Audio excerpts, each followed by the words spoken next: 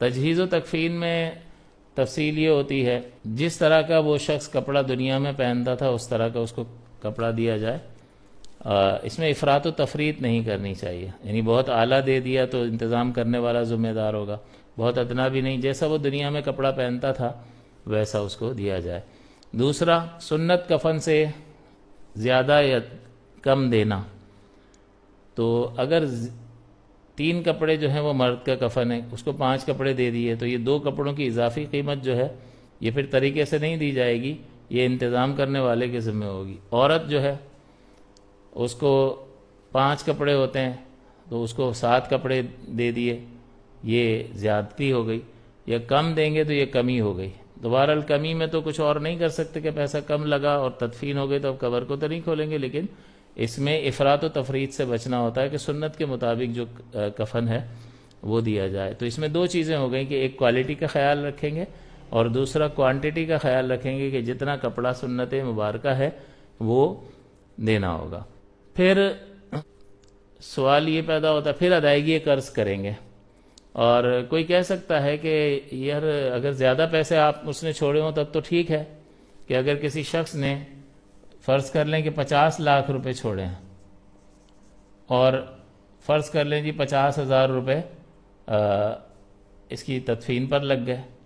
تب بھی 49 لاکھ اور 50,000 روپے بچ گئے، اور قرض 5 لاکھ روپے ہے فرض کر لیں، تب بھی اس کے پاس 40 لاکھ روپے. تب تو یہ سوال پیدا نہیں ہوگا کہ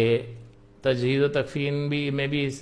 اسی کے پیسے لگے ہیں اور قرض بھی اتار دیا، اب وارثوں کا اس میں حق ہے. اگر وصیت کی ہے تو وہ وصیت مائنس ہو جائے گی 1/3 تک، اور اس کے بعد جو بچے گا وہ وارثوں میں تقسیم کر دیا جائے گا. لیکن بعض اوقات ایسا ہوتا ہے کہ کسی شخص نے فرض کر لیں 5 لاکھ روپے ہی چھوڑے ہیں اور اس پر قرض جو ہے وہ 6 لاکھ روپے ہے، اب لیکن اس کے باوجود تجہیز و تکفین اسی مال سے کریں گے، اور اب 4.5 لاکھ روپے جو ہے وہ جس کے پیسے نکلتے ہیں اس کو دے دیں گے. ورثاء کے لیے کچھ بھی نہیں بچے گا، وصیت پوری کرنے کے لیے کچھ بھی نہیں بچے گا. اب اس کو پیسے کم ملے اس کے تو یہ کوئی کہہ سکتا ہے کہ بھائی تجہیز و تکفین گھر والے کرتے اس کو تو پیسے دے دیتے نا،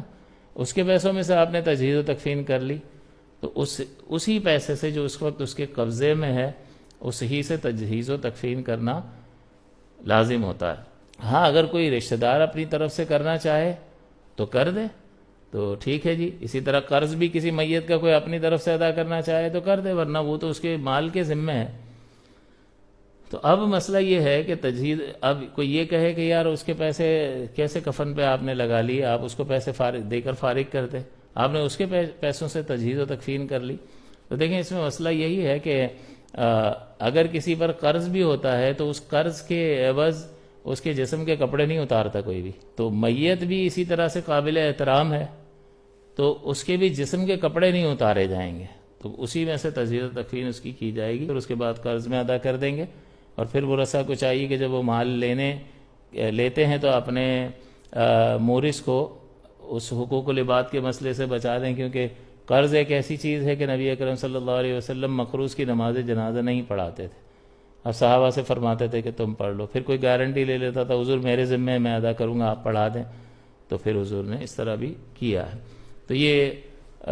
حالانکہ وہ صحابی ہوتے تھے اور وہ کوئی نیت کا فساد نہیں ہوتا تھا، تنگ دستی میں لیا ہوتا ہوگا اور پھر یہ ہے کہ گنجائش نہ بنی اور موت کا وقت قریب آ گیا اور صورتحال پیدا ہوتی تھی، تبھی تو یہ آگے مسائل بیان ہوئے اور ساری سچویشن سامنے آئی. تو حضور نے ان لوگوں کے لیے بھی اسی طرح سے اس کی اہمیت کو اجاگر کیا کہ قرض چھوڑ کر اس دنیا سے نہیں جانا چاہیے. تو اس اعتبار سے اگر اس کو دیکھا جائے تو قرض کا وبال بہت زیادہ ہے، حقوق العباد میں سے ہے اور آخرت میں اس میں گرفت ہو سکتی ہے.